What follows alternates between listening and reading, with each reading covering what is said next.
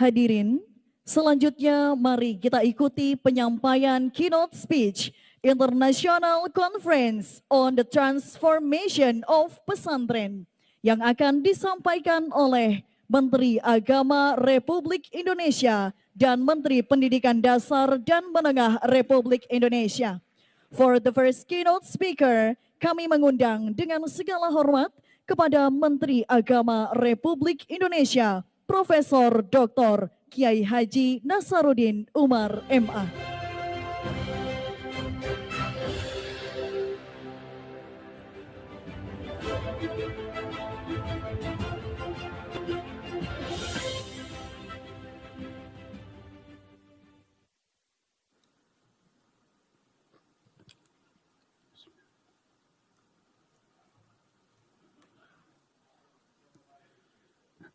Bismillahirrahmanirrahim. Assalamualaikum warahmatullahi wabarakatuh. Alhamdulillahilladzi ja'ala al-ilma taharatan lin-nufus wa nuran lil-basair wa hadiyan ilal jannah. Asyhadu an la ilaha illallah wa asyhadu anna Muhammadan abduhu wa rasuluh sahibul burhan. اللهم صل وسلم على سيدنا وحبيبنا وشفيعنا ومولانا واتباعنا وقرة أعيننا محمد صلى الله عليه وسلم. Amma ba'd, yang sama-sama kita muliakan, kita selalu merindukan pernyataan-pernyataannya guru kita, orang tua kita, senior kita, Al-Mukarram Profesor Dr. Kiai Haji Ma'ruf Amin, Ketua Dewan Syura PKB, yang saya muliakan juga para kiai hadir, Masya Allah, Subhanallah, banyak sekali kiai-kiai yang sangat kita banggakan hadir pada kesempatan ini, juga dengan bu-ibu nyai yang kita hormati, kita kagumi, Ketua Umum PKB yang sekaligus sebagai Menko Pemberdayaan Masyarakat, Adinda Dr. Haji Muhaimin Iskandar.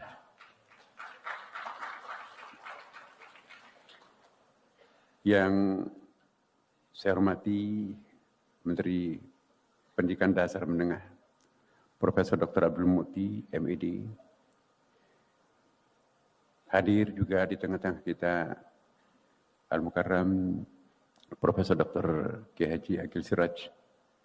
Dan mohon maaf, banyak sekali tokoh yang sangat penting pada kesempatan ini di dalam ruangan ini maupun yang mengikuti secara zooming, karena kami dapat informasi juga acara ini juga ternyata diikuti juga di tempat yang lain di luar. Apa yang disampaikan oleh guru kita tadi saya kira sudah lebih dari cukup. Saya hanya ingin mengingat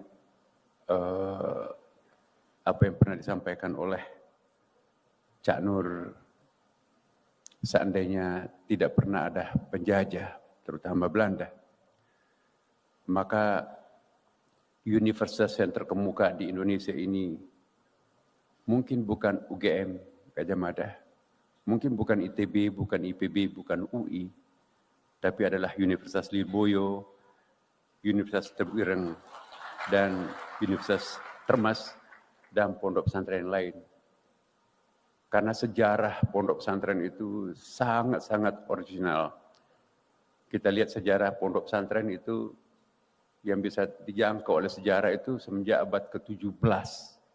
Kita bisa menghitung berapa ratus tahun itu.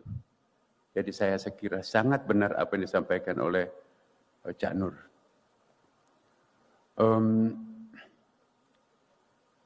Saya sebagai Menteri Agama mencoba mempelajari sejarah pondok pesantren. Dan pada saat itulah saya betul-betul sangat terharu ya. Saya mohon kepada kita semua yang hadir pada kesempatan ini, mari kita membaca sejarah pondok pesantren. Lika-liku pondok pesantren mulai dari abad ke-17 dan ternyata memang luar biasa dan sangat dahsyat. tidak berkelebihan kalau kita katakan bahwa justru roh spirit kemerdekaan itu adalah para kiai pondok pesantren itu sendiri. Dan saya terus mencoba mendalami kira-kira apa distingsi, apa pembedaan antara pondok pesantren dengan sekolah. Secara sangat sederhana saya sering menyampaikan kepada anak-anak madrasah bahwa apa perbedaan nomenklatur madrasah dengan sekolah. Ya. Sekolah ialah tempat belajar mendapatkan ilmunya guru. Tapi madrasah, pondok pesantren, tempat untuk mendapatkan ilmunya Allah Subhanahu wa Ta'ala. Jadi sayang sekali guru itu ya tidak menjadi mursyid itu tidak di bahasa Indonesia kan seperti hanya dengan murid ya. Bahasa Indonesia itu yang lebih permanen itu adalah murid. Tapi padanannya murid itu sebetulnya adalah mursyid. Nah ini juga ada kaitannya dengan penjajah ini, kolonial kita ini. Mursyid itu bukan hanya orang mencari ilmu biasa ya, tetapi mursyid itu apa? Murid itu dari kata arada yuridu muridun. Orang yang bersungguh-sungguh untuk mencari ilmunya Allah.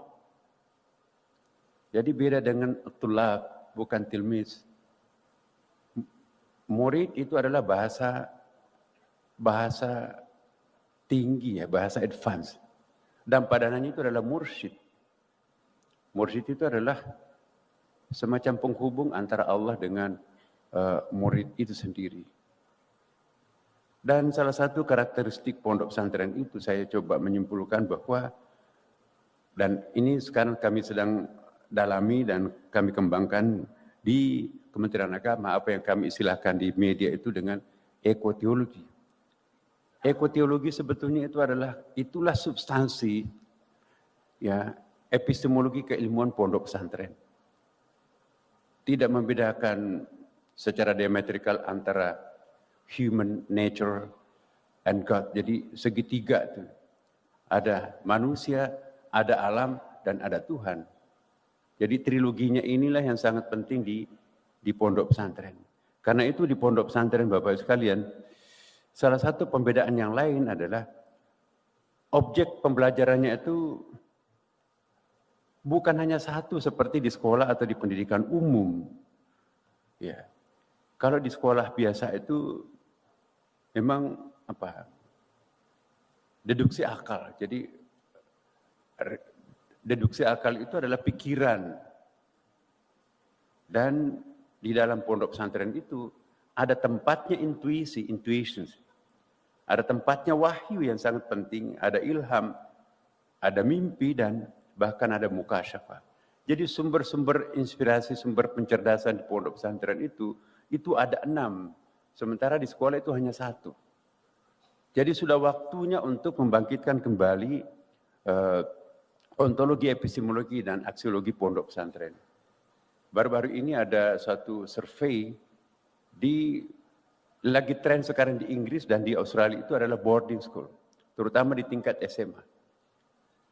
Karena usia pelvic stage, usia talented stage ini sangat-sangat penting dalam psikologi perkembangan antara usia ya kira-kira usia kelas 3 SMP sampai kelas 3 SMA itu musim pancaroba. Dan memang kalau ingin mendapatkan anak yang ideal itu memang harus diboardingkan, artinya dia tempatnya di pondok pesantren, diinapkan di pondok pesantren. Jadi ada lagi seorang peneliti dari Inggris meneliti beberapa pondok pesantren dan ternyata kata kesimpulan beliau, pondok pesantren inilah ternyata lembaga pendidikan yang paling modern saat ini. Padahal kita sering mengasumsikan pondok itu ya tradisional, kolot dan sebagainya. Tapi profesor pendidikan dari Inggris menganggapnya bahwa ini justru adalah pendidikan yang paling modern. Bapak Ibu sekalian, jumlah santri kita yang tergabung dalam lembaga dan pondok pesantren itu 10.703 1.185 orang. Santrinya 9.645, 1.773 yang tergabung dalam lembaga yang di dalamnya ada pondok pesantren 249.089. Jadi komunitas pondok pesantren itu lebih dari 10 juta, bukan jumlah yang sedikit. Digabung Malaysia, Thailand dengan Brunei itu masih lebih banyak santri di Indonesia. Bapak Ibu sekalian, kita lihat di dalam pondok pesantren, seperti yang disampaikan tadi oleh guru kita, Pak Yai, itu memang susah ditemukan di sekolah-sekolah yang lain. Maka itu kebetulan Pak Menteri Diknas juga adalah santri, jadi saya kira ini bisa nyambung nanti ke depan. Ini kabar baik buat kita di Indonesia, insya Allah mudah-mudahan Dikdasmen dengan Kementerian Agama yang mengelola pendidikan ini bisa bermuara pada satu tujuan yang sama, vitalitas pondok pesantren kita bangkitkan di tanah air kita yang tercinta ini. Salah satu karakteristik pondok pesantren itu, ya, belajarnya bukan hanya pada guru, tapi apa yang saya sering istilahkan dengan impersonal teachers. Apa yang dimaksud dengan impersonal teachers? Belajar kepada yang bukan orang. Alangkah miskinnya seorang santri itu. Kalau hanya gurunya orang. Kita lihat dalam Al-Quran itu banyak sekali ayat-ayat yang mengingatkan kita bahwa pohon-pohon itu juga adalah guru. Misalnya surah Al-Qasas ya. Falamma atahanu dia min syatil wadil ayman fil buqatil mubarakah min syajarah ayya Musa inni anallahu rabbul alamin. Jadi ada al-buqatil mubarakah, ada asy-syajarah. Dan dalam tafsir disebutkan bahwa asy-syajarah itu itulah tangkai itu nanti dibikin tongkat, kemudian itulah yang dijadikan remote control untuk kontrolnya itu untuk membelah lautan. Dan itulah juga yang menelan ular-ular tukang sihir. Jadi di dalam pondok pesantren itu ada tempat yang berkah, ada waktu yang berkah, jadi ada feng shui-nya, kira-kira seperti itu. Nah di dalam pendidikan sekuler itu enggak ada seperti itu. Semua tempat sama dan semua waktu sama. Di dalam pondok pesantren ada waktu-waktu khusus. Lailatul Qadar khair min alf syahr. Salat di Mekah itu adalah 100.000 lebih utama. Ini satu bukti bahwa tidak semua tempat itu sama. Ada Sayyidul Ayyam malam Jumat, ada Sayyidul Syahr bulan Ramadan. Yang kedua adalah pondok pesantren itu juga belajarnya bukan hanya kepada guru, tetapi juga belajarnya kepada orang yang sudah wafat. Dan kalau kita baca ensiklopedia para wali, Masya Allah, subhanallah, para ulama besar kita itu, baik yang ada di Indonesia, maupun yang ulama-ulama besar yang tercatat dalam ensiklopedia itu, gurunya bukan hanya orang hidup. Alangkah miskinnya seorang pelajar, santri, kalau gurunya hanya orang hidup. Ternyata juga di dalam kitab-kitab tafsir disebutkan Nabi Muhammad SAW itu masih bisa mengajar sampai sekarang oleh orang-orang tertentu. Kama arsalna fikum rasulan minkum yatlu alaikum ayatina wa yuzakkikum wa yu'allimukumul kitaba wal hikmah wa yu'allimukum ma lam takunu ta'lamun. Itu bukan mala takunu ta'lamun. Jadi dalam ilmu balaghah itu lam dengan la itu kan beda kan. Kalau lam takunu ta'lamun an-nawab tidak bisa dipahami kalau bukan langsung dari dia. Kalau malah takunu ta'lamu bisa baca buku, bisa cari gurunya. Tapi kalau lam takunu ta'lamu, kalau bukan yang bersangkutan, bukan dari Nabi, nggak akan mungkin bisa kita dapat. Ilmunya very, very sacred information, jadi divine knowledge. Nah, kemudian juga yang membedakan pondok pesantren itu, gurunya juga bukan hanya belajar daripada di atmosfer bumi ini. Tetapi juga bisa belajar kepada penghuni-penghuni alam misal. Ini alam misal menurut Ibnu Arabi. Alamul khayal dalam Ihya Ulumuddin istilahnya itu alamul khayal. Jadi itu punya persamaan di situ. Apa yang dimaksud Ibnu Arabi dengan Al-Ghazali, alam khayal atau alam misal itu seolah-olah di alam atas sana, celestial di sana itu ada penghuninya ternyata. Dan orang yang bolak-balik mi'raj setiap hari, setiap saat, lama-kelamaan bisa bersahabat dengan penghuni alam-alam misal, apakah itu jin, apakah itu malaikat. Ternyata dalam Al-Quran, nomenklatur jin malaikat itu masih ada nomenklatur lain. Para penghuni alam misal itu bisa diakses, dan ternyata yang bisa mengakses alam misal itu adalah orang-orang yang mempunyai ketekunan istiqamah di dalam keberagamaannya. Nah, inilah yang banyak dimiliki oleh para kiai kita, dan ini tidak mungkin kita temukan di lembaga-lembaga pendidikan formal yang lain. Kemudian juga di dalam pondok pesantren kita lihat, Masya Allah, selain intuisi tadi, selain wahyu dan selain ilham, juga mimpi. Kita lihat kitab Futuhatul Makkiyah Ibnu Arabi misalnya. Maaf kalau saya banyak sebutkan Futuhatul Makkiyah. Ihya Ulumuddin juga. Ya. Banyak sekali pengalaman-pengalaman individu para ulama besar itu, ya, akses ilmu pengetahuannya itu kepada para penghuni alam misal itu. Ya.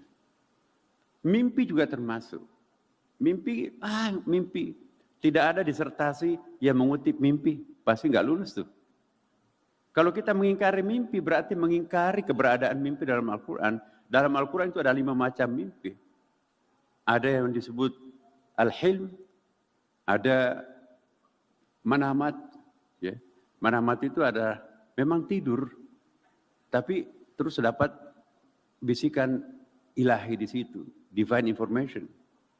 Ya, kalau kita mengingkari mimpi dalam pengertian manamat, gugurlah hukumnya kurban itu, karena dasarnya mimpi kan. Inni arafil manami anni asbuka fandur masa tara. Ya. Qala ya, if'al tu'mar sajudini insyaallah minas sabirin. Coba seandainya redaksinya ini arafil hilmi, barangkali Nabi Ismail tidak akan membiarkan dirinya disembelih oleh bapaknya.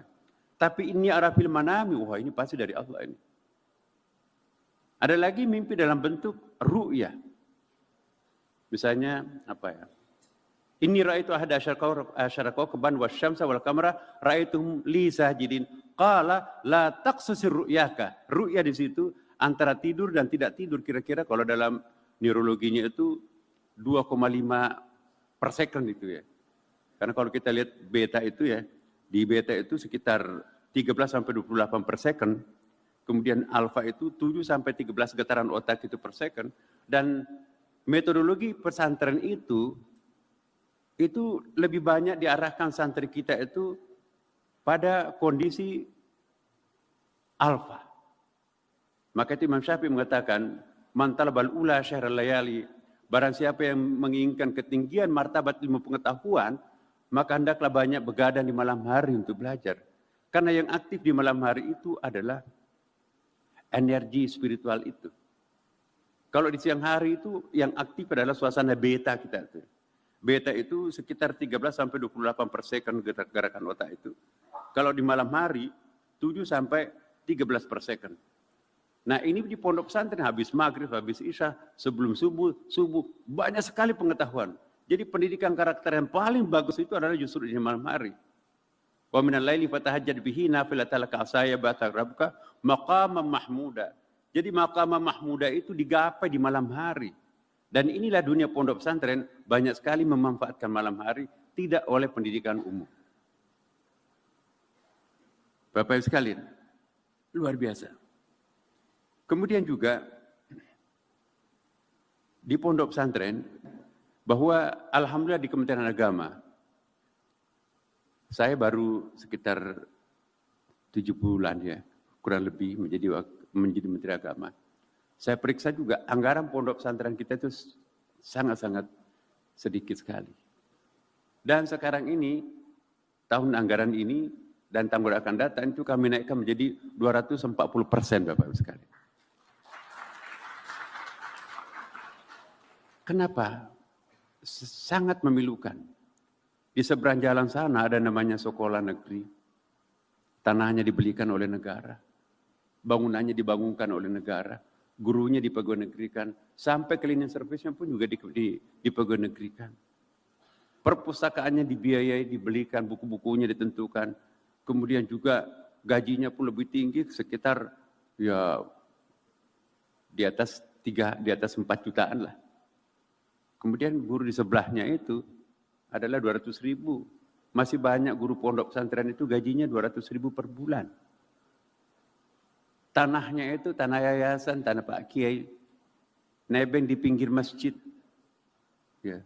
Mejanya meja tua, enggak ada isi perpustakaannya, hanya menggunakan perpustakaan Kiai dan jarang juga ke rumahnya Kiai. Tapi anehnya justru anak-anak pondok seperti ini, dia memperoleh kelulusan terbaik di beberapa perguruan tinggi yang terkemuka di Indonesia. ITB dan UGM. Kami mendapatkan laporan beberapa angkatan sarjana teladan itu justru alumni pondok pesantren. Hafal Quran, tapi sarjana fisika. Masya Allah. Apalagi kalau difasilitasi sedemikian rupa seperti halnya sekolah-sekolah umum yang lain, tentu akan lebih dahsyat lagi. Dan sampai hari ini, ternyata sekolah yang paling unggul belum bisa tak terkalahkan Insan Cendekia di Serpong itu, Bapak Ibu sekalian. Ya. Sekolah unggulan yang paling unggul di Indonesia adalah masih Insan Cendekia. Dilihat dari segi ratingnya, padahal anggaran belanjanya Insan Cendekia itu sangat-sangat rendah dibandingkan dengan sekolah unggulan di tempat yang lain. Nah, karena itu Bapak Ibu sekalian, saya ingin menyimpulkan bahwa mari kita menciptakan manusia-manusia istimewa, insan kamil. Saya membaca bahwa 27 orang yang lahir pada abad pertengahan, tahun 900 sampai tahun 1200 itu dahsyat. Dan epistemologinya itu mirip dengan pondok pesantren. Kita lihat misalnya, Jabir bin Hayyan, bapaknya ilmu kimia, dia bapaknya ilmu kimia tapi tanpa laboratorium. Laboratoriumnya adalah sajadah tengah malam. Belakangan baru membuat laboratorium untuk memberikan konfirmasi terhadap temuannya. Ya. Ibnu Rushd misalnya. Ibnu Rushd itu dahsyat. Yang wafat tahun 1126. Di pagi hari dia adalah dokter spesialis bedah. Ya. Kitab Butib 20 juz itu ya, 20 jilid. Di siang hari dia seorang filosof. Dia menulis satu buku yang sangat terkenal itu, Talkhis. Dia mencoba untuk menyimpulkan bukunya Plato dengan rivalnya adalah Aristoteles. Tidak mungkin seseorang bisa menyimpulkan sebuah buku tanpa menguasai. Ya, tahaput dia mencoba membuat kritikan terhadap buku gurunya ya, Imam Al-Ghazali. Tahaputul Falasif. Di sore hari dia seorang fuqaha. Dia menulis Bidayatul Mujtahid 2 jilid. Saya kira salah satu buku yang paling bagus fikih perbandingan mazhab adalah Bidayatul Mujtahid. Bahkan membandingkan sampai 5 mazhab Syiah. Dan di malam hari, dia seorang sufi yang sangat kuat. Menulis satu buku, Faslul Maqal, kalau kita baca buku ini, lupa kalau dia seorang dokter. Lupa kalau dia seorang filosof. Bayangkan, tanpa komputer, tanpa jaringan, dan tanpa perpustakaan yang cukup pada waktu itu, kok bisa melahirkan orang seperti ini? Sangat dalam. Dari mana mereka mendapatkan pengetahuan? Itulah berkahnya pondok pesantren mereka. Al-Biruni Bapak sekalian, yang lahir tahun 973 ya. Dialah yang pertama yang mengukur ketinggian Gunung Himalaya. Maka itu disebut sebagai bapak geometri. Ini ditemukan oleh beliau. Bagaimana caranya bisa mengukur ketinggian Himalaya itu, dan temuan canggih sekarang ini itu tidak berbeda dengan apa yang ditemukan oleh ilmuwan muslim. Al-Khwarizmi bapaknya matematika, Al-Jabar itu luar biasa. Ditanya oleh mereka, dari mana dapat inspirasi? Semua mereka ini adalah mendapatkan inspirasi di malam hari. Man talabal ula syar layali. Jadi kalau kita agak sedikit terlambat, maka ingat pesan Imam Syafi'i, man talabal ula syar layali. Salah satu ciri khasnya pondok pesantren begadang untuk mendapatkan kearifan di malam hari. Insya Allah Bapak Ibu sekalian, saya mohon betul para kiai yang hadir, para nyai, berikan bimbingan kepada saya selaku Menteri Agama ya. Apa yang harus kami lakukan ke depan? dalam rangka menciptakan insan kamil seperti yang pernah lahir pada abad pertengahan ini. Dia bukan hanya pintar, tapi juga adalah sekaligus arif. Semua orang arif itu pintar, tapi tidak semua orang pintar itu arif. Orang pintar di Indonesia banyak, tetapi yang krisis adalah orang arif itu sendiri. Nah, produk pondok pesantren adalah melahirkan orang-orang arif. Orang yang suka menyalahkan orang lain, itu sesungguhnya menandakan diri masih harus belajar. Tapi kalau sudah mulai menyalahkan dirinya sendiri, tawaduk dan seterusnya, saya nggak sadar nih, saya pakai kacamata riben, pantas semuanya salah. Itu sudah sedang belajar. Tapi kalau tidak lagi menyalahkan dirinya, tidak menyalahkan orang lain, diam-diam menyelesaikan persoalan tanpa menepuk dada, itulah yang disebut orang arif. Orang arif itu tidak pernah mencari kambing hitam, kambing putih, tapi betul-betul seperti yang ditampilkan oleh para kiai, para ulama kita terdahulu, Bapak Ibu sekalian. Kualitas personal seperti ini yang kita harapkan di masa depan, dan mohon bimbingannya terutama guru kita Pak Kiai Ma'ruf ya. Kami banyak bertanya kepada beliau karena kita semua kagum atas keilmuan yang keluasan ilmu beliau. Dan Bapak Ibu sekalian, sekaligus saya informasikan bahwa alhamdulillah pendidikan kader ulama di Istiqlal ini mendapatkan pengakuan internasional dan alumninya diminta untuk menjadi imam di beberapa negara-negara maju, Bapak Ibu sekalian. Dan ini karena kita mengadopsi apa yang disebut dengan ekoteologi tadi. Saya tidak ada waktu untuk menjelaskan apa itu ekoteologi, bahwa kesimpulannya ekoteologi itu kita ingin menciptakan transformasi dari sikap keberagamaan kita yang sangat-sangat struggle, tanda kutip sangat maskulin, menjadi sistem teologi yang lebih nurturing, tanda kutip feminin. Ini sangat aneh. Allah Subhanahu wa taala itu lebih menonjol sebagai feminine God. Lebih menonjol sebagai nurturing God. 80% Asmaul Husna itu adalah nama-nama kelembutan. Semua nabinya itu adalah nabi-nabi penuh kelembutan, feminine prophet. Dan semua kitab suci itu adalah sangat-sangat lembut, sangat feminin. Tapi anehnya kok kenapa umatnya super maskulin. Maka itu kita harus melakukan transformasi. Bagaimana menciptakan suatu sistem teologi yang bisa menciptakan manusia-manusia yang sejuk, lembut, dan ini yang seperti dilahirkan oleh pondok pesantren di masa-masa yang lampau. Oleh karena itu, Bapak Ibu sekalian, mari kita bersama-sama mendukung program PKB ini. Saya tadi menyampaikan kepada Pak Kiai, ini kok kami keduluan. Kami baru merencanakan untuk melakukan hal ini, tetapi Cak Emin sudah melakukan hal yang sama. Luar biasa PKB ini. Demikian Bapak Ibu sekalian. Wallahu muwaffiq ila aqwamit thariq. Wassalamualaikum warahmatullahi wabarakatuh.